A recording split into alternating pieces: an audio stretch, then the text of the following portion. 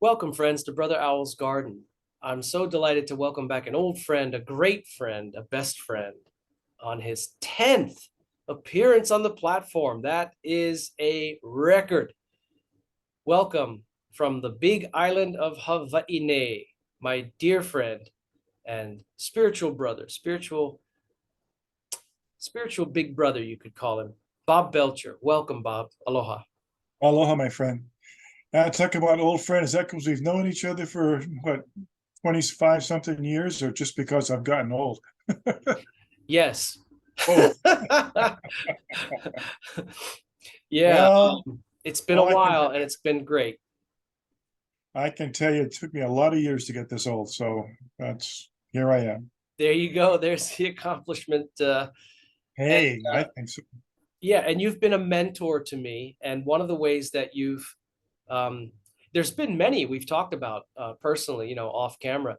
There's been many ways that I have been able to, let's put it this way, I've been able to look back through the years and see how much who you are has impacted the direction that I've been going as I grow in more and more into who I am.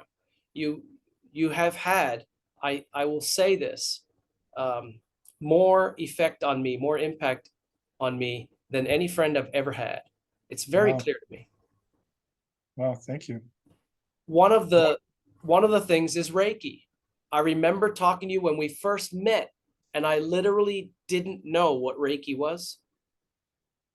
Like I have a friend here in Thailand that she asked me once in a while, "Are you doing your Ricky, Racky, Reiki, rack, rope, and not Reiki is almost unknown here in Thailand. Reiki is known much more in the West, even though it wasn't originated there. But No, Reiki is one of those things that I that became part of my spiritual practice because of you. thank you. Well, I got into Reiki by accident, really. I mean, the woman I was dating at the time said, "Hey, I'm going to take a Reiki class. You want to take that with me?" I said, "Reiki, what's that?" And she said, "Hands-on healing." And I thought, yeah, right. But I wanted to hang out with my girlfriend, so I took the course. And the in those days, Reiki was first level Reiki was taught over 2 weekends. Now they teach first and second level in one weekend. But when I did it, it was one weekend of the attunement and the history, and the second weekend was the ethics and the hand positions and all of that. So it when I got my training, it was very involved and very thorough. But the story that hooked me into it was the week between the first and second. And during that week, I worked with my dad, and my dad had this neuroma on his groin. And every time he stood up, this thing would pop out and cause him so much pain he couldn't walk. And they lived in a split level house, and his bedroom was upstairs, and he hadn't gotten off the couch in a year. I mean, he literally could make it to the downstairs toilet and back to his bed, his couch, and that was it.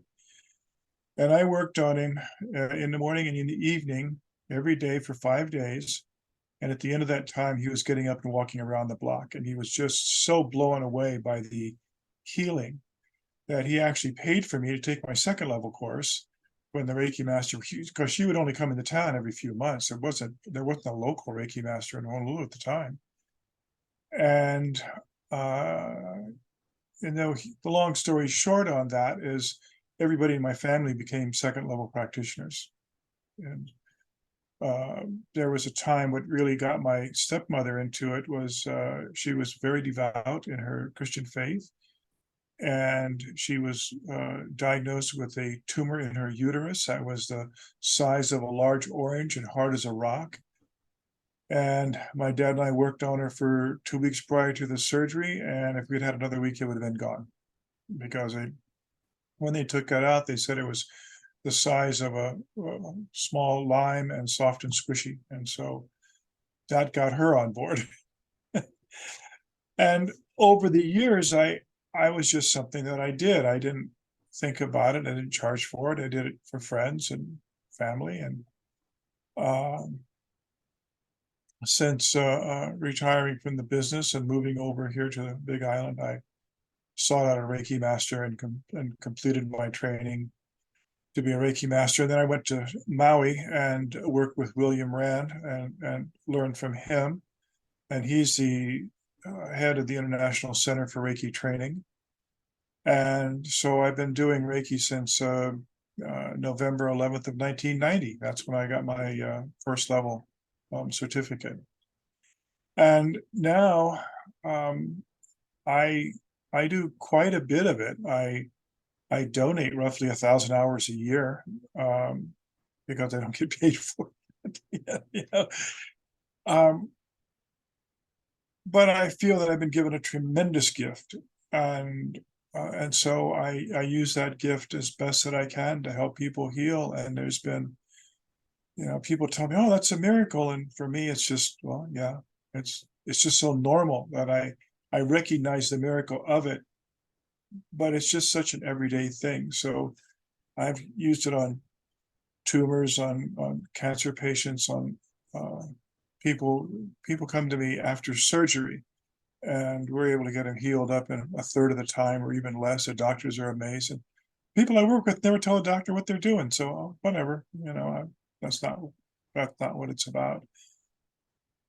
But I was reading the Reiki magazine for this quarter, and there was an article in there about a woman who had moved to one of the Midwest states and was in a very conservative Christian Catholic community.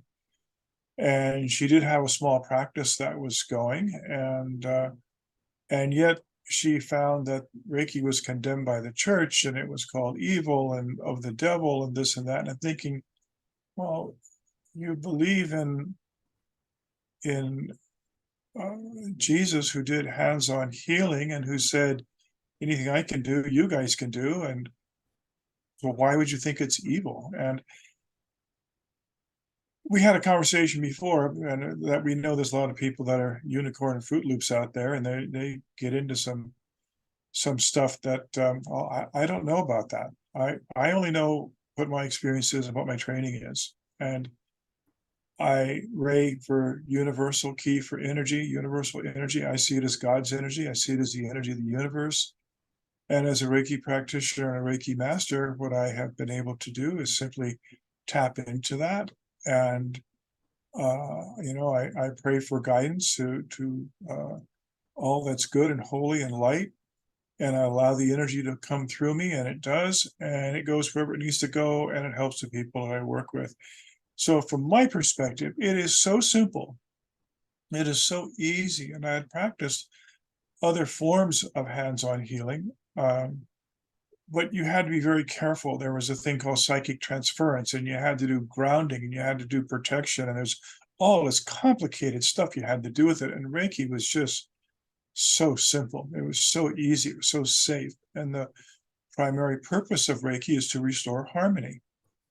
So it does that by healing, but I'll tell you, it does it with situations. And it was one of the things that my first Reiki master, Helen Haverly, had talked to the class about.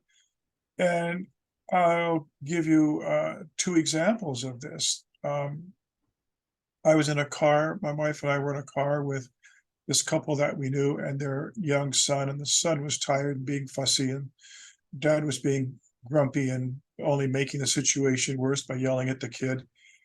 And so we can Reiki a situation without permission, but we can't Reiki an individual without permission.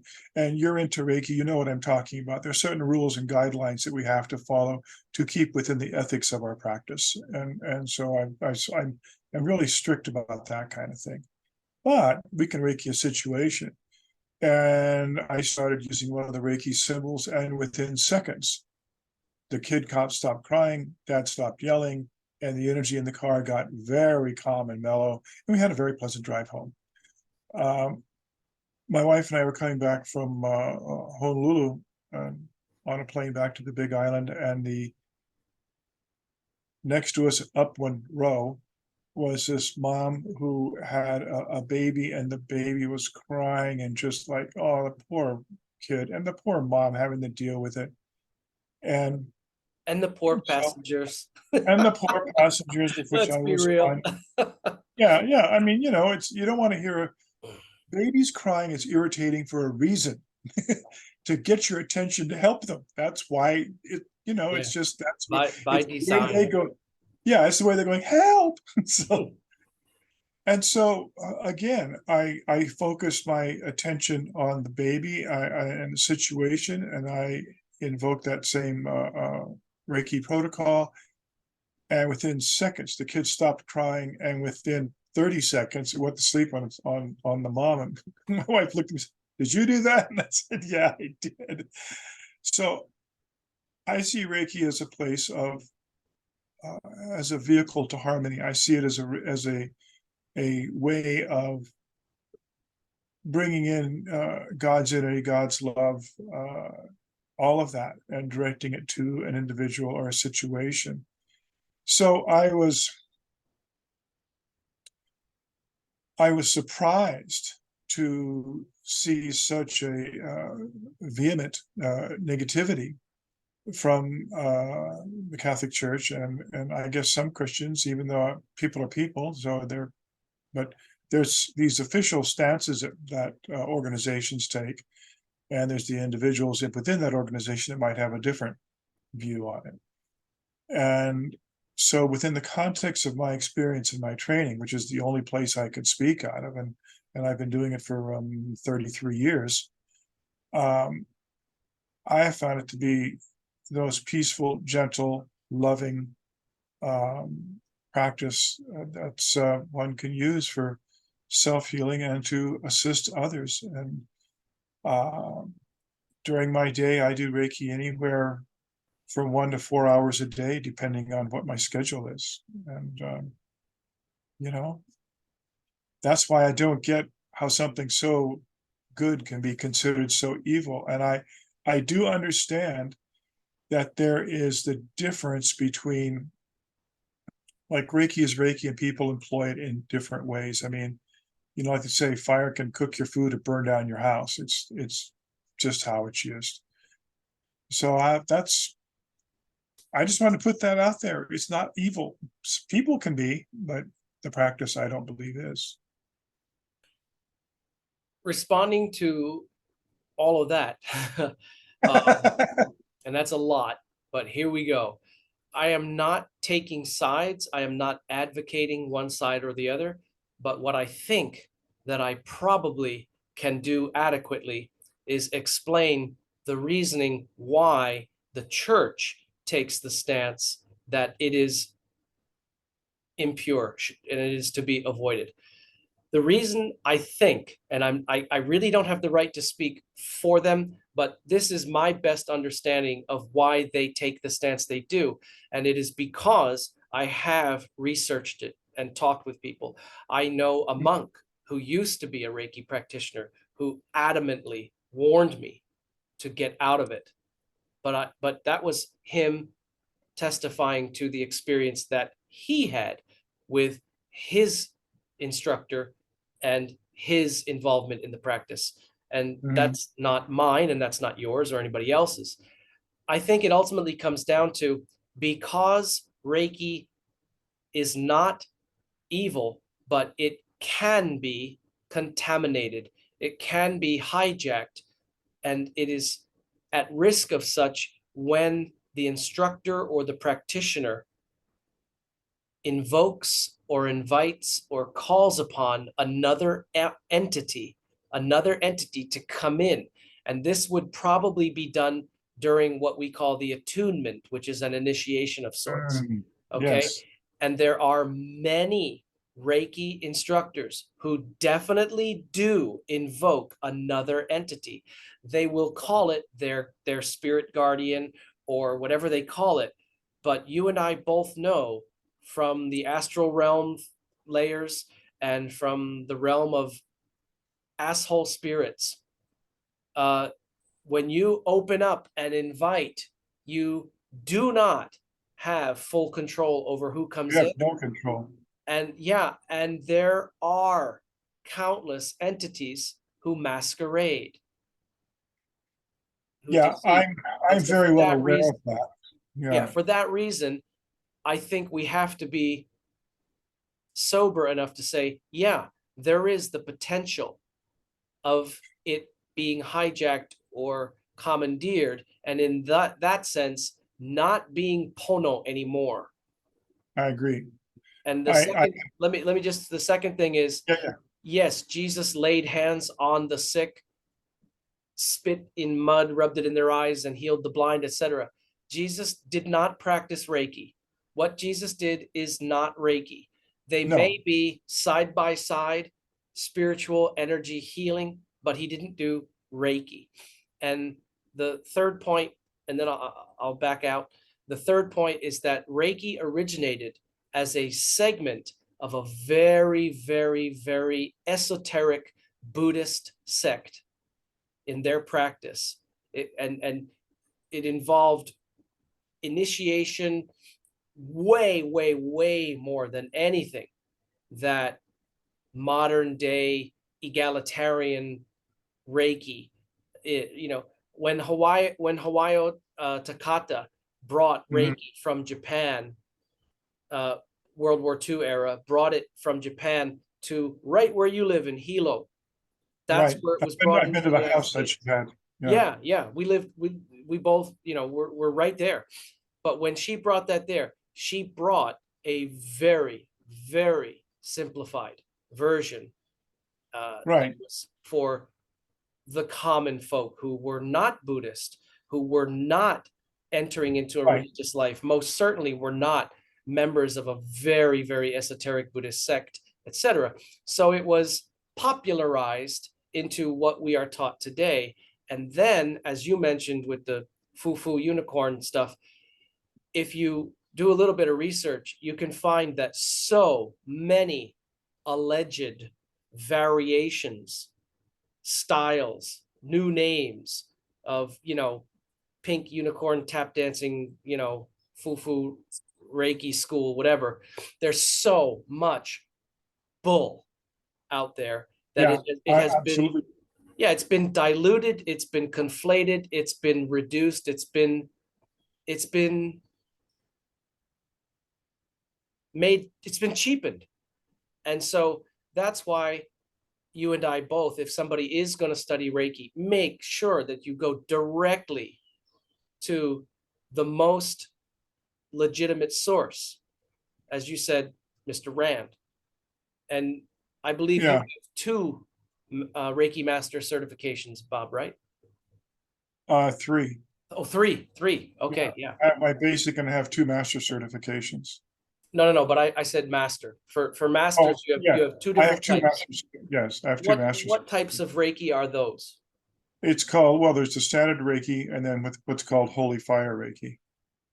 And it's another symbol that's been added. I don't know that it actually adds anything. I had fun taking it and I don't notice an increase in my abilities. I thought of taking higher level courses, but I don't see the point in it. And yet I've talked to other Reiki masters who practice what's called Karuna Reiki, and they were amazed at the abilities they had. But they, in going back to what you were saying, how things get perverted, diluted. Um, as you mentioned, Hawayo Takata, who learned from Dr. Hayashi, who learned from the founder, Dr. Yusui, and my Reiki master was Helen Haberly, who worked with Hawayo Takata for 19 years. So I'm like the fourth level down or fifth level. I mean, I'm real close to the source They as keep a far lineage as in Reiki. They the keep a lineage in my lineage of lineage. Yes, yes. instructor to student. Yeah. And when Hawayo Takata died, she left 22 Reiki masters in the world. That was it. There wasn't anybody teaching it. There's a couple of guys who were practitioners in Japan, and they kept it really low key. They were the when Hawayo Takata got the mantle, so to speak, to be the head of Reiki. Dr. Hayashi did that because he knew that war was coming with the United States and he wanted to save Reiki and get it out of the country. And all the Reiki masters that he had trained were all killed. So I don't know how the other guys, I don't know what the lineage is with that other guy. I'm just aware that he existed. So it saddens me to think of something that is, from my experience, so pure, so direct, has been so perverted. But humans tend to do that. Yeah, They put their own twist on things. Then they go, "Oh, I can do more and be more powerful if I yeah, invoke this, that." yeah. And I've And even been, that's I it. even suggested to me to invoke, and I'm staying with my training. My training doesn't invoke. Well, My there is the gateway or the slippery slope into, well, might sound harsh, but that would point towards the direction that witchcraft is in. And by that yeah, I mean the dark arts. And right. that is always motivated by someone's drive for power. I want to be more powerful. I want to have more control, more power. I will heal you. I am great at this. I am a Reiki master. I am a whatever. And Yeah, this power lust is what pulls people away. Whereas, in contrast, the way you practice Reiki and the way I did my sessions, I would directly invoke and welcome the Holy Spirit to oversee, guide, keep it pono, and direct the entire session, and that nobody else was welcome. No one else was yeah, welcome. But I would submit it to the supreme being, God, um, to help avoid. And I also went back and asked my instructor, when you did because I wasn't aware of it at that time, when you do your attunements and when you did the attunement and the initiation on me, did you in any way bring in another entity? She said, no. But I know for a fact that there are instructors out there who do. And they really mean well. And they may say, it's my guardian angel, it's my spirit guides. I have spirit guides. I know you have spirit guides, but you have to be careful about just, imagine your house.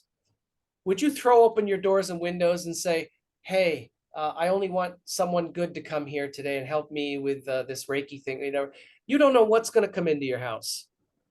no, and as you know, and as you've experienced um, with yourself, I've had some very negative, very scary and uncomfortable spiritual experiences, and I'm very aware of how that shall we call it dark side of things work. I deliberately don't invoke anybody.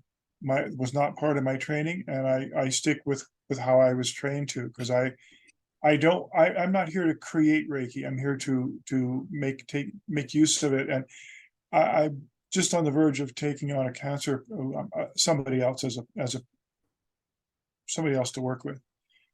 And he said, "Oh, you use Reiki?" I said, "No." I said, "Reiki uses me. I'm just the vessel. I'm the container." I said, I am the spigot. Reiki is the water. Yeah, You're the we faucet." we are the conduit, not the Yeah, source. totally. So I really stay out of that invoking this, that, or the other thing, or no, And it's not.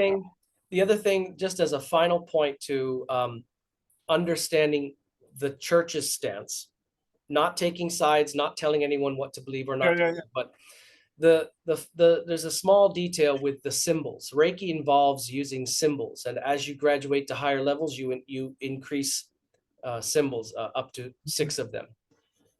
And there is some contention about whether, not all, I don't think all, but whether some of the symbols are sigils of another entity. And I know that that may seem far reaching, especially to someone who engages so pono and sincerely and purely as you do. But I'm just saying that's what those people are viewing it and wondering and maybe even believing or accusing it of being. And sigils exist. Sigils are a real thing, and some of the symbols look like sigils. And why would you need to invoke that sigil to open up the channels of this energy flow. That's where they're coming from. Again, I'm just saying that's where they're coming from. No, no, no, it's a good thing because you're explaining, that's part of the discussion is to understand. Um, for me, I'm very clear about the symbols that I've used. And by the way, I've been trained to use up to 11 symbols. So there's All quite a right. bit. There's quite a bit that I've been trained to do. I seldom use them. I almost never use anything that's outside second level. I just don't Yeah. need to, Once you you know? get proficient at Reiki, you just think Reiki and you feel it. Oh, literally. And Yeah, and absolutely. there's a thing they call Reiki breath, which is pretty amazing. And there's also Reiki eyes, which is another facet. But all this has been taught through a very reputable school. Yeah, Uh, because you now can there's use to transmit Reiki, the most common way is hands. You can also use feet. You can also right use your gaze, your eye looking Reiki at and eyes, sending, in other words, intention. And right as you mentioned, breath, which is a very holy thing. at And the hop. And what yeah, you can actually do is use one of the symbols, the chokere, with your tongue on the roof of your mouth. It, I don't like doing it because it feels weird, but I've done it, and I've had because I did as a test, and I've had people tell me from 10 feet away that they could feel the energy. So, there's no doubt that the energy is oh, a it's real. reality. There's no doubt. No, I no, had an boy, experience where I was the recipient. I don't know if you remember this. I think I told you before. One of the three times that I was fortunate enough to catch dengue fever. For anyone that's ever had it, that's sarcasm and don't get it. But anyway, by the way, if anybody ever does get dengue fever, the one of the cures is the freshly juiced young green leaves of the papaya tree, not the huh? fruit, but the young fresh green leaves. Juice them and drink it. A day or two, it's gone. But anyway, I was wrecked. And when you become a Reiki practitioner, you can do Reiki on yourself. Well, even from level one. Right. Um, but I was in such a bad way that no, I can't, no, I can't. I believe Physicians I should cannot do heal Reiki, thyself. Yeah. So I sent out a message to every Reiki practitioner I know, and it was 5 or 6 at the time. And I said, I'm so sorry to bother you. And I hate to ask a practitioner to, could you also help me? But I said, I'm dying. I can't do this. I'm in such a bad way. And out of the, I think it was 5 that responded immediately and said, I'm stopping what I'm doing and I'm on it right now. And I was like, oh God, thank you. And I laid back in the bed and I'm telling you, and I described this in a video that nobody watched about Reiki well, it got like no views, but I described that experience. I laid back in the bed. All of a sudden, I saw, and it's hard to describe, a fluctuating, almost like a long flag in the wind, like those dancers that use that long flag. It was like Right. I'll call it a stream. It was a rainbow kaleidoscope translucent stream of energy that was moving like this, but directly targeting my right eye. And it went right into my head through my right eye. And I was seeing this with my eyes closed. In other words, in my mind's eye. And I could see it, waving and undulating like a translucent kaleidoscope or aurora or something. And it was going right into my eye. And at the same time, I then saw, I think it was 3 blasts of a ball of dark energy that went out of my right eye, like boom, boom, boom. And I'm telling you, I saw all this. And I started to feel so much better. Not perfect, but I'm going to say high 80s, 88% better in a minute.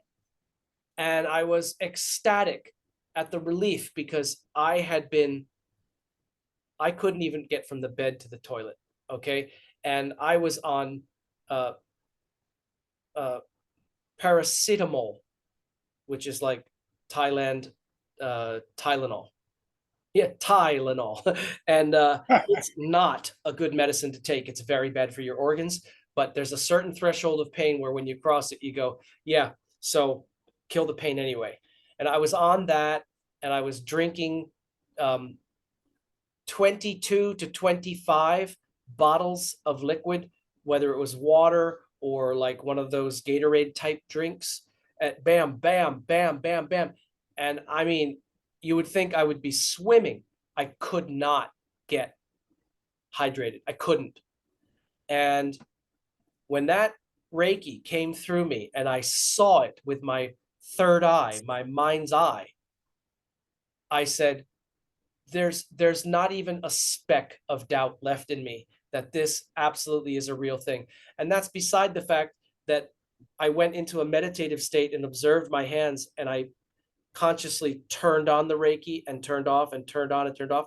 And I could see a green, energetic glow, a boundary around my hands, like as if I had drawn. I could see a greenish. I've seen it. There's no doubt that it's real. We It just shows up in alien photography. They've showed it. absolutely, absolutely. Carillion photography is magnificent, and it shows it. It's proven. The person that is giving or transmitting the Reiki knows this. It's very important that the recipient is in consent and receptivity and openness to it. Required. Yeah. You, And you as you put said that before, ethic for them not to be. right. And Yeah. as you said before, we must respect the free will. You can't throw Reiki at people. You can't do that. You must respect their free will. And I have had people who desperately, desperately needed and would have benefited from Reiki tell me, thank you, but no. And you must respect this. Yeah. Yeah, I've had people turn down my offers too. Not very many, only one or two. I remember the night that you're talking about though, because I remember going into session right away for you as soon as I got the message. Thank you again. And you're very welcome. And you gave me Reiki a while back when I was just I wasn't well. And I could feel the energy coming in. I could actually feel it. Oh, Ryan's giving me Reiki. And our dear friend Kahu Silva, when I was working with him, he called me and said, I can feel it when you give it to me. Yeah, so many testimonials like that. And Right. I have I've done sessions where I do 99% of the sessions that I've done are remote, meaning I'm not there physically with the person next to me, because Reiki can be done, quote unquote, hands on. There can be contact, or typically just above the body is better. But you can also do remotely. And you know the way that I That's set up to do it. 99% of what I do is remote. In fact, Absolutely. when I give myself Reiki, I do it distance. I Reiki. I have a book I call my book of prayers, and I've got everybody I've ever worked with, their photograph is in there, including my own. And so I give myself Reiki distance. I can feel it. And the other thing that I've started doing, which has been really effective, if I'm working with somebody and they have a specific problem, for instance, my wife's legs and feet were swollen. So I just took a picture of that, and I focused my energy on that area. Now I know Reiki will go wherever it's supposed to go, so that's a given. But I do that for myself, and it's I don't know. It's a shame that people pervert things, Brian. It's I see why the church would be condemning of that, but I think what it really comes down to is people have to have some discernment. And one of the things that all three of the Reiki masters I've worked with and trained with said, that it's important for the client, the recipient, to do their due diligence. And one of the things I would do as a recipient is, what is your lineage? What lineage do you follow? You have two different groups, and then you have a lot of independents. So you have the Reiki Alliance, which was the original one, and then you have the International Center for Reiki Training. Now, there may be other groups, but those are the two big ones. Reiki Alliance will fade out of existence, And the International Center for Reiki Training will go on for quite a while. I won't go into why that's going to happen, but I think it's a shame, but it's inevitable. But it has to do with master training and prices and costs and all that kind of stuff. And so I'm of the belief that everybody should practice it in the pure form. I think that every parent should have Reiki training. You hold a crying baby in your arms and you're able to just relax that child so quickly. It creates so much peace and harmony, all the scrapes and bumps and all that kind of stuff. And teaching your child that in the process that they are spiritual beings in physical bodies having a material experience. You know, And it's also, what Reiki reveals to us is that we have the inherent ability to energetically heal. yes, well, actually what it really reveals to us is that we can tap into the energy because it doesn't Yeah, come from us, it comes through us. right, right. So, That's what I meant. And but you when can do that because we have the God spark within us. You right know, we have the breath of central source energy. now, And that's the real contentious question that comes up is, so in a proprietary sense, can that only be done through Reiki? No, no. but Reiki is a protocol, a standardized procedure and protocol to do that. But Uh-huh. after a certain point, I came to the realization where it's not only with Reiki that we can Oh do no, that. not at all. Yeah. Not at all. And No. that's when I moved more towards what I ended up, as you know, I ended up calling it mana sessions. Mana is sacred spiritual energy. That's the Hawaiian word. And I would Right. do that. And I had 6 or 7 clients that I was doing weekly, regularly, 2 to 3 sessions a week. And I didn't tell them not to be disintegratous, but because I knew what I was doing was for me the next step in energy healing. And I said, Mhm. I'm not going to tell them, so that after a month or two, when I ask them if they have sensed any different feelings or shifts in their sessions, it will be authentic because they didn't know that I changed anything. And so I did that with two together. We were riding in the car after their sessions, and I said, can I ask you, over the past, like, let's say 6 weeks, has your experience of receiving the Reiki sessions, has it felt different or shifted? And immediately the one said, yes, absolutely. And I'm glad you reminded me, because I wanted to tell you about that. In past months, after you did a session, because the way I did it, my protocol was I would do the remote session with a picture of them with their name on it, and my hands directly on the picture, resting on what I called a Reiki pillow. You know all about that, so that it was Right. comfortable. And I would begin the session and do that. And then I would send them a confirmation text. Your session number 36 out of 100, whatever, has been completed, 1 hour session, And she said, in the past, I would feel the subtle, gentle surge of the energy come in right around when you were texting me or soon after. But now I feel it come on when you start, before you have told me you did it. And on top of that, it's much more intense. And I'm like, okay, all I need to know is the shift that I have made in my own personal practice of energy healing is towards a better direction for me. Right. It seems to be more effective, more definite, more substantial. So that, whereas I used to know that you had done it soon after, I now know when you kick in, and it's at a higher level than it used to be. And the whole motivation for that was, and I'm this way. It has to be as Pono as not as conceivable, as Pono as is possible. Right. And so for me, I shifted that way one notch, and it made a big difference. But the problem that I experienced, and I know you don't have this problem, is I was exhausted depleted to the point of I have no more life force in me. Right. And I've been told, well, you didn't manage your energy well. And I said, well, maybe I don't know how, but I know you don't have that experience. But I was exhausted after doing my sessions. And so the question I have, because we've talked about this before, when you're doing mana healing, how much of that is your energy? Because it comes from you. Because it sounds to me like what you did is you drained yourself. I deliberately don't do that.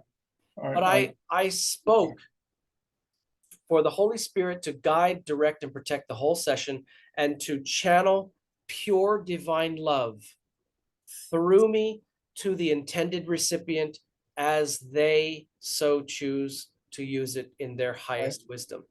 And I would specifically, emphatically say, let nothing of me be part Right. of this. But I was exhausted to the point where once I completed my hundreds of hours of obligations to my clients, I stopped them. I said, I'm not going to do this now. Yeah. And for me, because Reiki is such a passive pass-through type of experience, I don't have that experience. Unless I'm Reiki myself, then I tend to get tired. It's the Reiki is knocking me out. And it's the same with my wife. I mean, she was coming back from the other side of the island, and she called me, said, "Are you Reikiing me?" And I said, "Yeah, I am." She says, "Well, stop it. I'm falling asleep on the road. Wait till I get home." Yeah. Now, Bob, you also mentioned something that grabbed my attention. Yeah, You said you have to be careful of psychic transference. correct. Please tell us what it is, and then remember to let me Psychic tell you what happened. transference, psychic transference is when the practitioner will pick up the illness that they're trying to cure in the person who's receiving the energy. And there is a practice where it's intentionally taken on by the practitioner to relieve the suffer. You find that in some indigenous cultures where shamans will do that. They'll take on the illness, and then they have their method for dealing with it. Um, in the West, average energy worker may not understand psychic transference. When I was doing work at the Rosicrucians, I studied with them for several years, and that probably would freak out the church too. Um, they had a whole technique for doing that. There was a lot of breathing that was involved, breath techniques, protecting yourself. There was just so much um, uh, protocol to go through before you could even start to do the energy work. And it was to protect yourself from psychic transference of picking up the very energy. And so I only did it a handful of times, and I thought, well, that's not a game I want to play. Yeah. So when I got turned on to Reiki and found out that that wasn't an issue, I was all in. And it's been really wonderful. Well, let me tell you two instances that Oh, in which I one more thing I want to add. One more thing I wanted. You've used the word pono several times, and it could be that the three people who watch this have no clue what pono means. It's a Hawaiian word meaning correct, proper, everything is right. It's everything you could think of that's right and good. That's I'm the pretty short answer. sure that both of my viewers know that by now because I've explained it. Yeah, Pono is righteous, appropriate, pure, All that correct, true, good, honorable, as it applies to whatever situation. And I right? love that word, and I encourage people to I use it. do. Pono, and then mana is sacred spiritual energy. So Absolutely. the two experiences I had with psychic transference legitimately frightened me. Now you mentioned absorbing the practitioner absorbing from the client. I Right. had both ways, one of each. I had a client that we were doing an online, which is very unusual that I ever did that. I don't like doing it. But online session is a remote session done in real time while you're both connected on Zoom or Skype or whatever. Okay, so I did that for a 90-minute session for him because I knew what his issue was. I had been told in advance. I was prepared for it. I prepared a protocol to bring him through a whole session, which included more than half of it was the Reiki session or mana session as I was doing. His issue was he has major hangups with money. He has feelings of guilt about having money. He has blockages to wealth. He has fear of success, all that stuff that would block somebody from being comfortably in abundance and receiving. And I did this session and I have worked a lot on that with myself and made a very good amount of progress on it.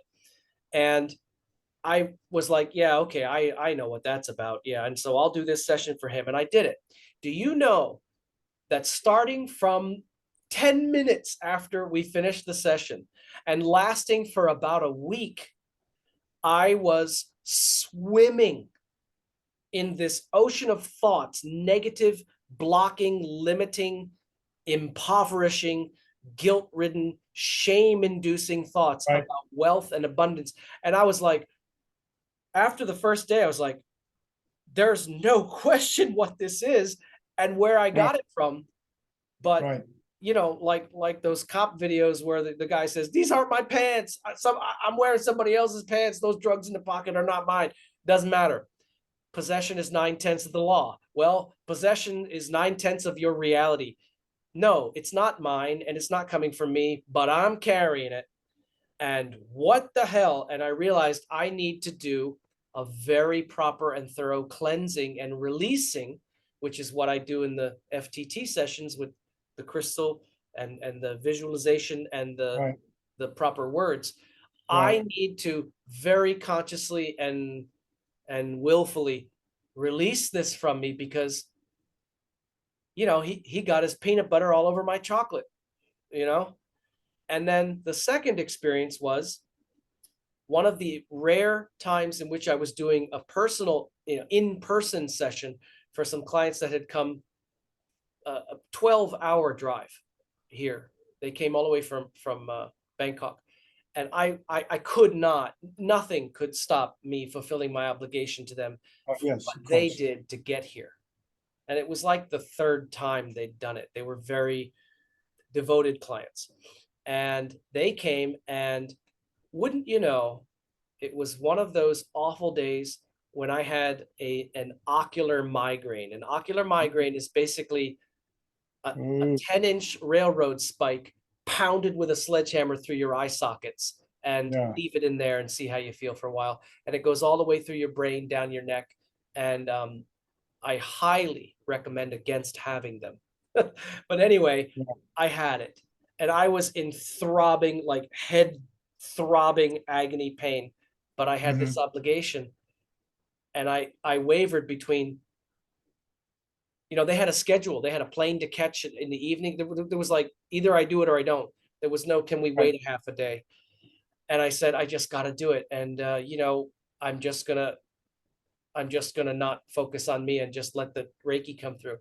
I did the session, and then it was evening and we went our separate ways. And she messaged me the next day and she said, I don't know what happened after the Reiki, but I had the worst migraine headache you can imagine. And it came on within a half an hour of our session, and it lasted all night. And I couldn't sleep all night. It was so bad. And I felt Oh, shattered of course. because that came through me. So there are advanced ways, which I don't personally know. I haven't gotten there yet with this, in order to protect and shield and to manage and to cleanse your own personal energy. And if you don't do those things, you can get into a tangle like I just gave those Yeah, two examples. yeah. I I had gotten sick for a couple of weeks, uh, and it was like a bad cold, and it was really bad, and finally I was over it, and been healthy for a good day and another good day, and then the following day, we went to Sacramento for a spiritual conference there, and on the way over, the guy next to me on the plane had COVID. So, I didn't feel any symptoms on Saturday. We went over to Friday just for the weekend. I felt no symptoms on Saturday. On Sunday, I was coughing, going, "What's going on?" I thought it was residual from my cold. I'm like, fortunately, I found out nobody at the conference caught it from me. They have to go catch it from somebody else. And we came home on Monday, and I wasn't feeling well. And Tuesday, that's it. I was in bed. I was out, and I was in such bad shape. The body aches were intense, but I couldn't use Reiki on myself. I wouldn't use on anybody else. And it's the first time in probably 10 years um, where I did absolutely no Reiki for 3 weeks. And I just stopped. I couldn't cope with doing it. All I could do is, I could barely cope with moaning and groaning, let alone doing anything for anybody else. I couldn't even do it for myself. Yeah, when you're And knocked out, you're knocked out. yeah, and so all I did was I just surrendered to it and let it run its course because I didn't really have a choice. And I don't recommend COVID. I don't think anybody should get it. It's very unpleasant. Uh, the body Yeah, aches are the most thumbs down thumbs down. on getting COVID. No, So I'm more in the fun thing. Let's do fun stuff. we do need to have more fun. I've been thinking about that too. I need to be having a little more fun with this living thing. Um, so where I ended up and where I'm at now with the energy sessions, whether Reiki, mana session, I now do not accept any clients and I don't want any clients because of the effect that until I learn how to make it different, the effect that it has on me. It's too draining and I can't do it. And I feel like I'm exchanging my own vital life force for some other form of energy that why did I even need to convert it? I've already got my energy. Why do I need, Yeah, it's and that my experience with Reiki is nothing like that. It's just a pass through. So I'm just going to assume that this is the mana sessions that are so draining. I think that they're having a draining impact. When you first told me about it, I was concerned for you because I was aware that it's very powerful. But that's a session you do once a week or once a month. It's no, I some was doing like 5 or 6 or 7 a week. And it yeah, was that's and an hour a piece and a 90-minute. yeah, So what I do now is instead of having a picture of somebody's face with their name on it, a laminated, because you're going to use it a lot. And so I, yeah, I have a laminated picture with the intention or the situation in my life, this thing, that thing, this situation, this possibility that I want to send pure divine energy to send that sacred mana to. And I yeah, will energize those intentions. Much the yeah, same. That, by the way, for those that watched the episode on manifesting that I did, you can couple that. You can totally couple that and upgrade the manifesting process even yeah. higher from if you weren't doing it. So that's the only application that I currently would engage in now.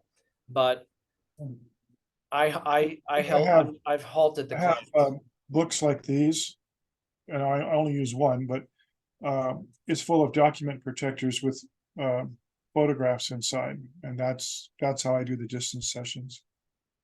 But for me, it's a pass through, and it's not draining. I feel fine, Mhm. and my thing is like what you were saying about a transference. I just have to make sure that I'm in a good space. I'm in a good space psychologically. I'm mentally, spiritually, physically.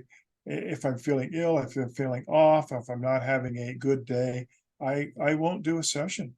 Right. It's just And it's also very, very important, especially for energy healing practitioners of all kinds. Make sure that you purify, purge, and release any of your junk that you might have built up, and also any that you might have picked up from others. You mhm, have to cleanse and purify and clarify yourself before you begin to transmit any energy to somebody else. And if anybody is interested in training to become a Reiki practitioner or receiving Reiki sessions from a practitioner, um, feel empowered and Pono to vet the whole thing. Absolutely. Where did you study? From what school did you learn? Do you know your lineage? And ask them outright. Do you or did you invoke another entity into the protocol in any way at any time? You have the right and the need to know that, and No, no, you're a vet it for consumer. yourself. You just a consumer, you know. Yeah, yeah. I would just recommend, frankly, that if somebody wants to learn Reiki, just go online, go to the International School of Reiki Training, see when William Rand himself is doing a session, and take it from him directly. And I And believe that now, website is reiki.org. Reiki.org, or if you just do internet, just do the symbols, ICRT, and that'll take you right to the site. ICRT. Yeah, International Center Reiki Training. Yeah, that's the affiliation that both Bob and I have. And my instructor was from that lineage as well. And I feel good about that because, like I mentioned before, you can see, neon green lollipop, Oh, unicorn it's fart all out there. Reiki. Yeah, there's just, I give mean, me a break. You know, thing I've seen the spirit, Brian, one thing about Reiki and energy healing, it is an absolute demonstration. It's demonstrable that there is this God energy, this energy force. It's just there. It's obvious, and it can be an opening for people's spirituality. I I have been studying spirituality and metaphysics for 45 years, something like that. And for me, spirituality is just a way of life, and it's really simple. It doesn't require all of the doodads and it doesn't require the unicorns and the Fruit Loops. It just isn't, you know. yeah. I think that that's coming out of people's ego and, oh, look at me, and like, and I'm just who I am. I just do my thing, and I just want to help people along the way. It's just what I'm driven to do, and so I just don't get into all the foo-foo stuff. Yeah. It's just, for me, spirituality is very practical. It's recognizing basically that, as I've said before, and I found out through experience, not through teaching. I found the experience, and then I found the teachings afterwards. So I had a place to go. I was trying to find out why I had out of body experience. What was that about? The realization that I was a soul with a body, that I don't have a soul, that I am a soul. I have a body. I'm in possession of a body. We have our eyes, our ears. It takes in information. We think it's processed in the brain. It's processed in the brain, but it's understood in the soul. And that's the thing that when we understand that, and we have that as a basis of understanding for spirituality, then the rest of it can be whatever it is. I mean, Mhm. some stuff is foo-foo, some stuff is spot on. And There's a lot of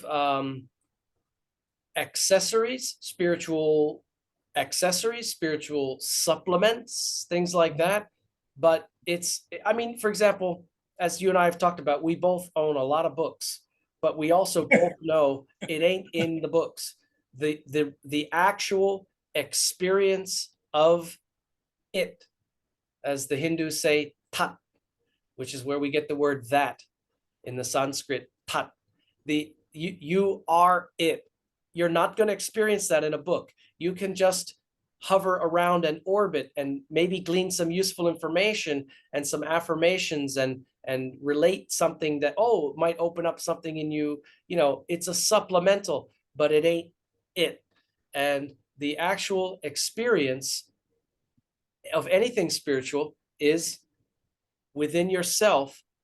And it is from there that I believe what's most important is the intention and the discernment yes, within what you're doing. And that directly applies to Reiki and energy healing as a and protocol. and spirituality in general. What a Yep, great piece to bring us to a conclusion.